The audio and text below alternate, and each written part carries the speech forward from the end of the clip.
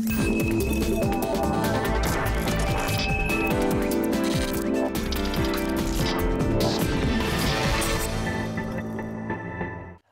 I'm Max Keiser. Welcome to the Keiser Report. You know, Wall Street is like a world wrestling entertainment where two men adopt stage personas and meet each other in a choreographed, scripted, and overacted fight in the ring, and they call it professional wrestling. On Wall Street, they call it professional money management, and yet the outcomes are just as rigged, just as scripted, just as embarrassingly overacted, and the suggestion of competition is also purely for entertainment value.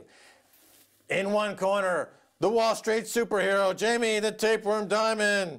Crowd goes wild, yay! And in the other corner is the evil, no good Nick, who refused to help bail out long-term capital management. Oh, it's Dick, the gorilla fold. Boo, boo Dick. Here to mediate this fight is Hank the Hammer Paulson.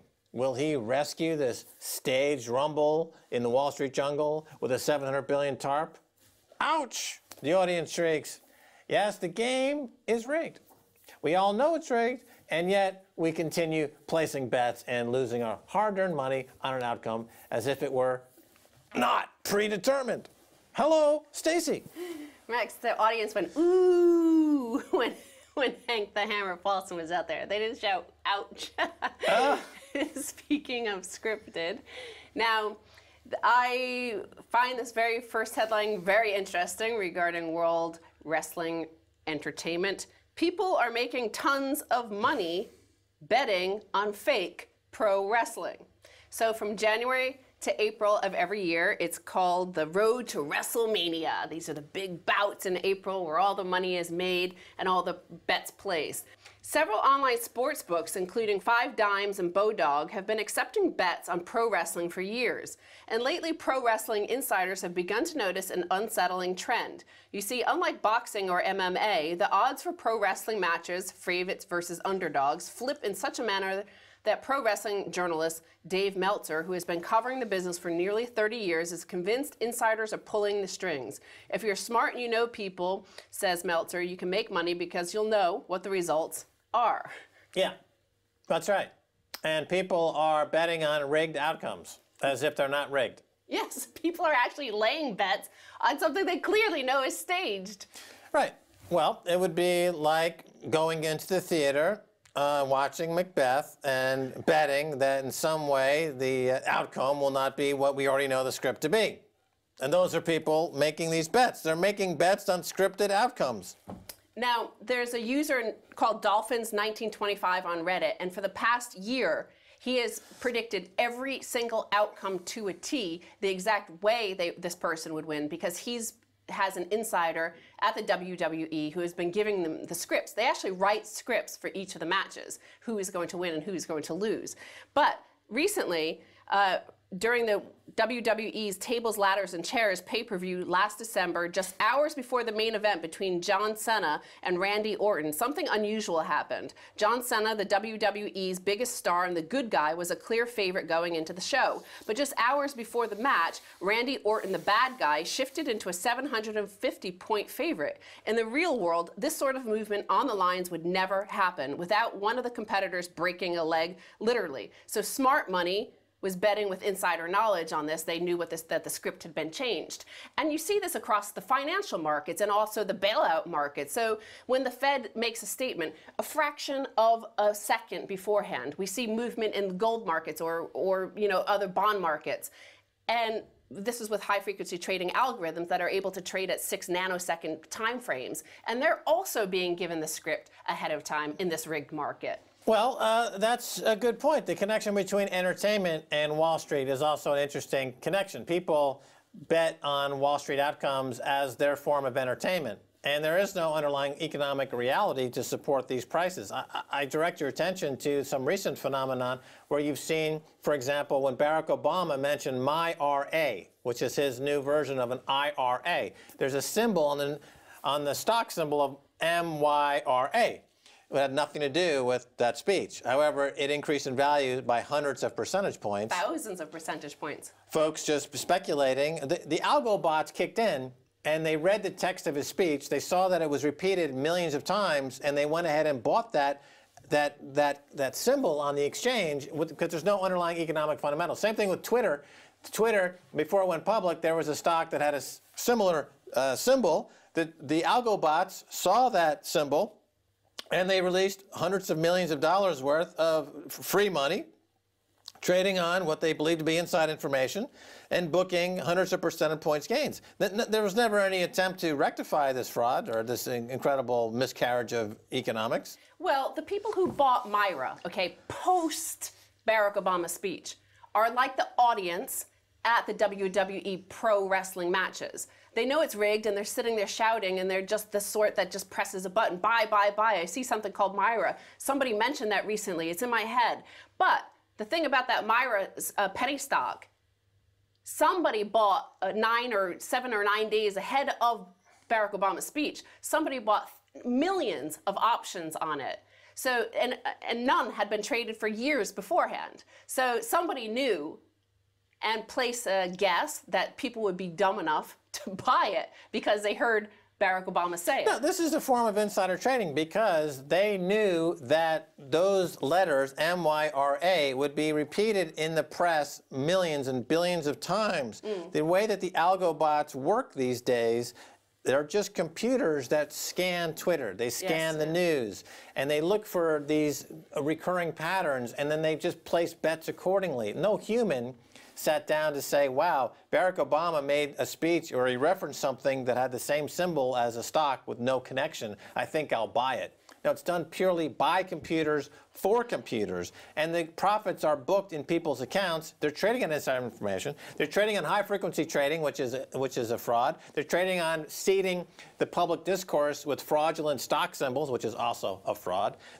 Look, people knew for years that Bernie Madoff was committing a fraud, but they still bet. Jamie Dimon and J.P. Morgan on memos said, this guy's a fraud, but we need the business. It's like the old Woody Allen joke. You know, the guy goes to the doctor and says, doctor, my brother thinks he's a chicken. The doctor says, here, give him these pills.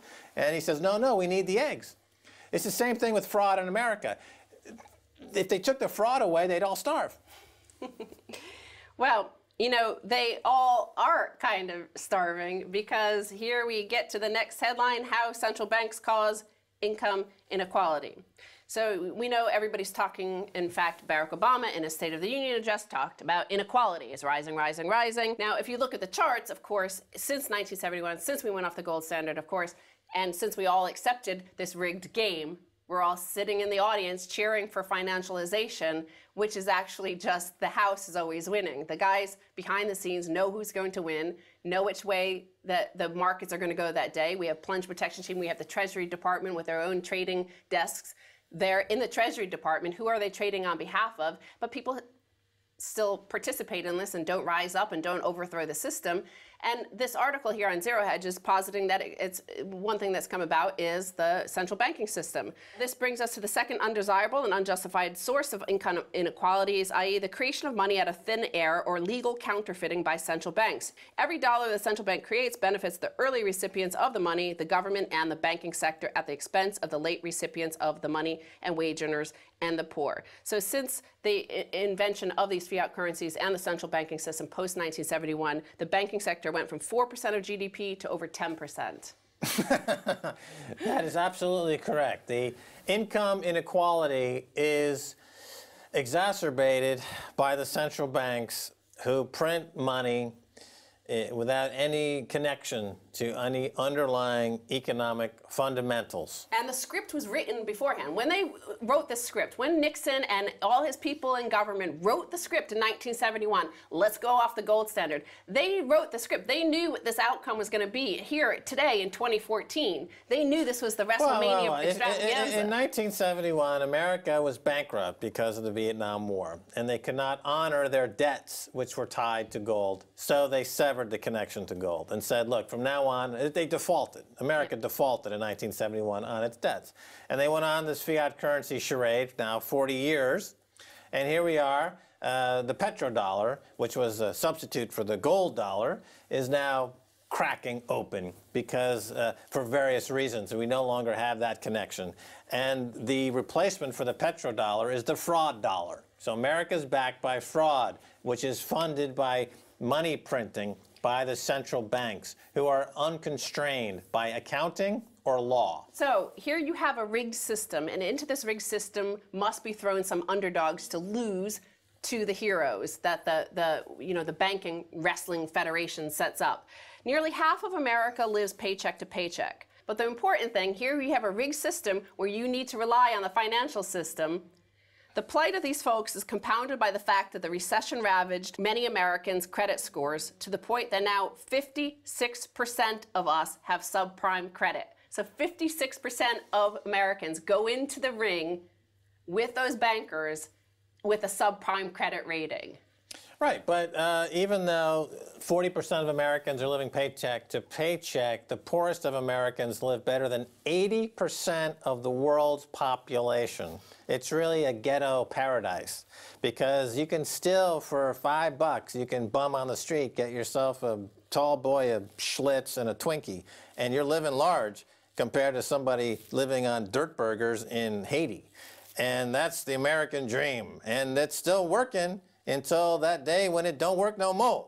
And then you're going to have the lights out, show's over, everybody go home. Then the promoters of the show, the P.T. Barnum of the 21st century, Jamie Dimon, will say, adios, suckers. You never hear from them again. So 69.1% in Mississippi are subprime. So what this means is, of course, here we have this wrestling match inside the financial system that is our economy, especially in the United States and the UK. And here you have Jamie Dimon. Jamie, the tapeworm diamond, can borrow money at 0%. You have to go into that debt arena with borrowing it up to 36% or even higher in some of these states because you're subprime. So they already kneecap you before they throw you in the ring to be thrown against the floor or the ropes by Jamie Dimon. Yes, but again, I would posit that the average American slob doesn't care. All they want is some beer and donuts. And they want to place some bets on the outcome that they're going to be thrown out of the ring. Well, we'll see how that all turns out. I'm not predicting a positive outcome. But we must meander forward. So thank you. Go place your bets on those professional money managers. All righty. Well, stay tuned for the second half. A whole lot more.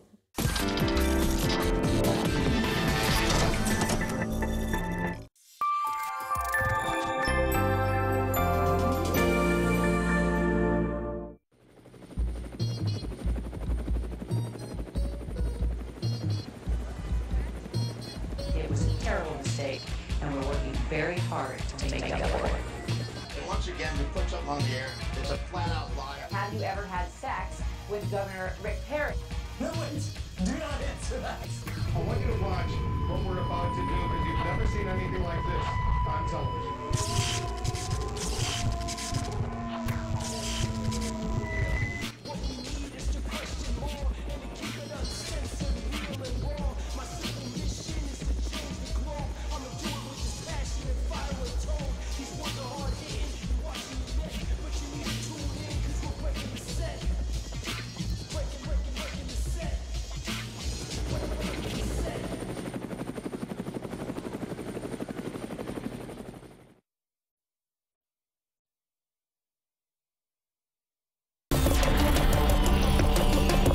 Right from the scene. First-rate news and eye-gripping pictures.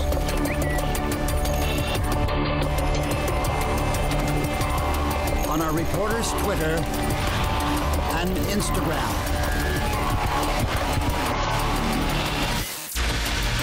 To be in the know, follow us online.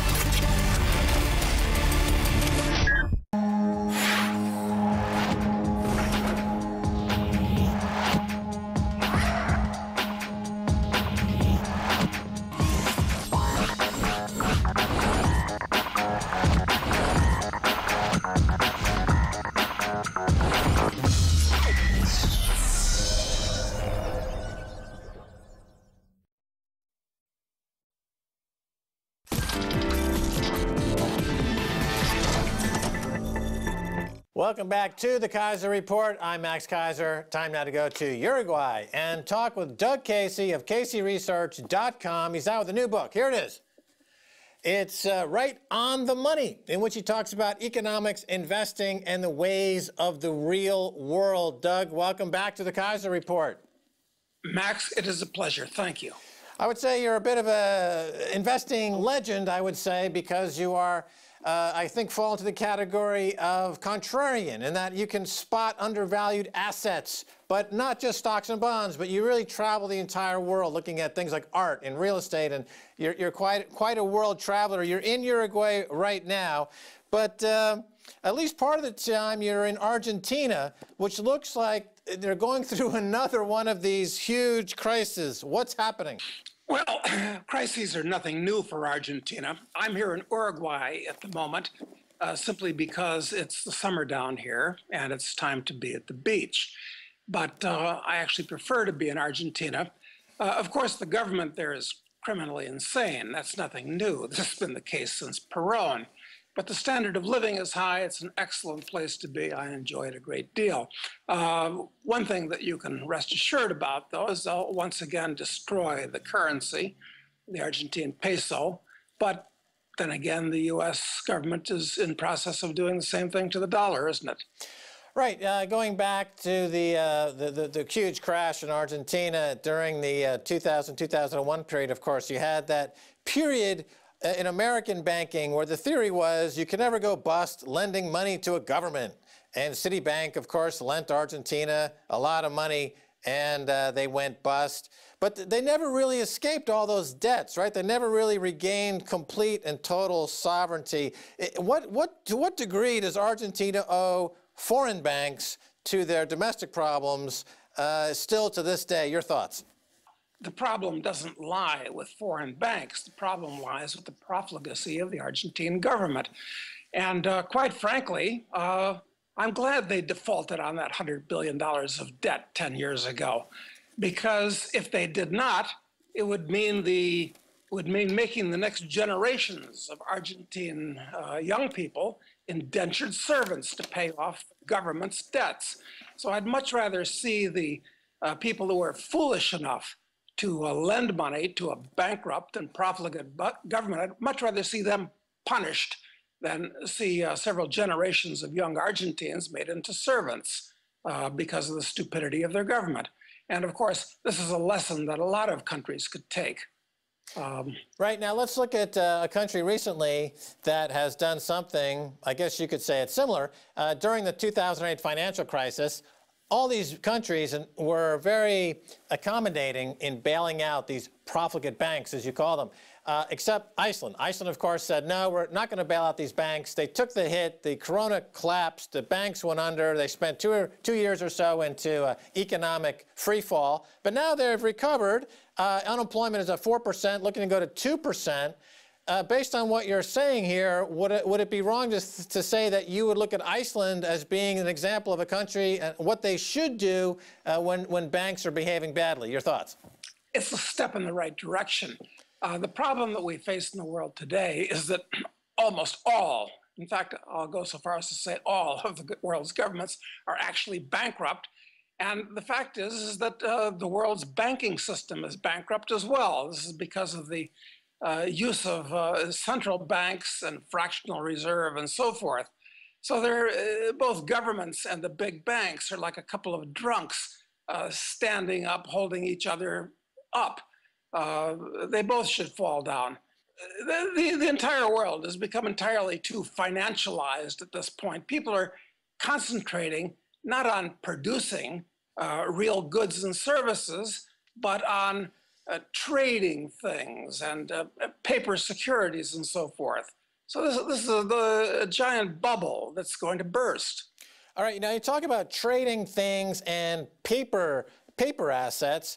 One of the interesting things about your book, Right on the Money, which I'm going to hold up again to the camera if people take a good look at it, it's interesting in that it gives a bit of a primer for folks who want to get into the right mindset and look at their investments in a more of a common sense approach. For example, you talk about traveling around to different countries that are going through economic duress, but you're able to pick up art, you know, and things that are at historic lows. But this is something that the average person who can do. I mean, you can travel the world and you can go to places, and an investment in art, for example, is just as good as an investment as any other, as long as you have the right attitude and your timing is correct. Would you say that's a good description? Yeah, it's absolutely true. For instance, there are some things in the world I absolutely wouldn't touch now. I've been a car guy my entire life. I've owned Ferraris, Cobras, all these cars.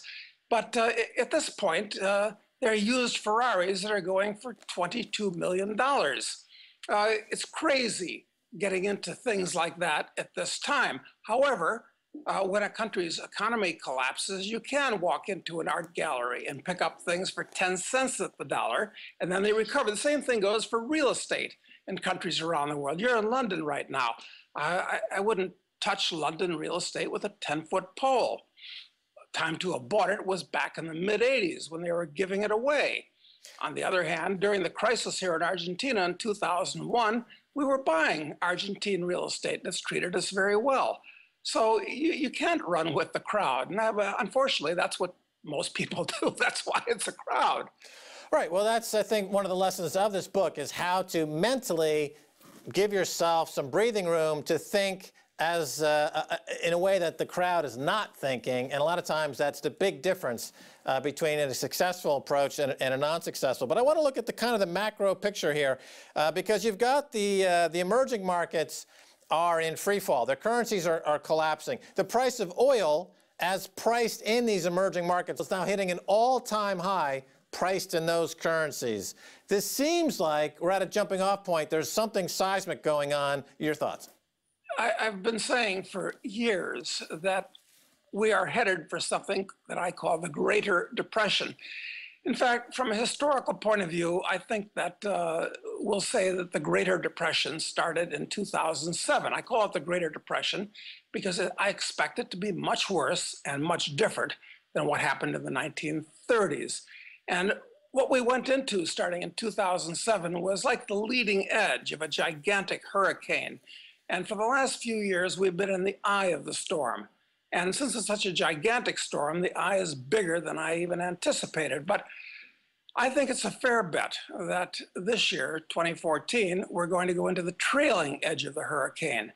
And it's going to be very severe and different than what we had in 2008 and 2009, as ugly as that was. So hold on to your hat.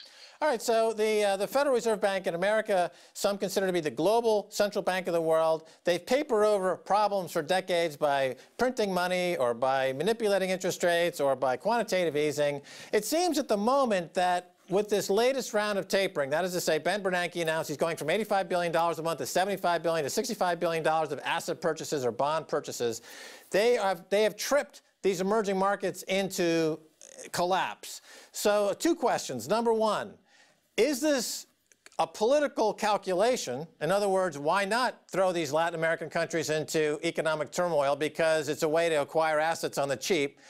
Number two, my second question is this just a failed attempt at reversing the quantitative easing, and Janet Yellen, the new Fed chairman, will have to quickly reverse herself and start buying those assets again, more than $85 billion, much more going forward? Doug Casey. The fact that the Federal Reserve is cutting back the rate of currency debasement right now, a step in the right direction, but they've got to reverse that. Instead of buying these assets, they've got to be selling them. It's impossible. Now they're going to have, when the economy goes into the trailing edge of the hurricane, they're going to step it up. They're going to go to $100 billion a month and more. And the consequences of this are going to be disastrous. It's going to mean that instead of piling into the dollar as a haven of safety, people are going to treat it as a hot potato and pile out of it. Okay, so that's pretty much answering my question there. So your thoughts are that this tapering will be reversed. They'll quickly see that it's impossible. You can't taper your way out of a Ponzi scheme. And they're going to go to much higher levels of money printing. And I would imagine, therefore, that the assets like gold, silver, or art, or hard assets, of course, do well in that kind of hyperinflationary environment. You wrote recently, Doug Casey, that quote, your bonds and shares are no longer your own. What do you mean by that? Well, for one thing, you can hardly trust any of the financial institutions that are holding on to them today. Warren Buffett pointed out a long time ago how dangerous derivatives are.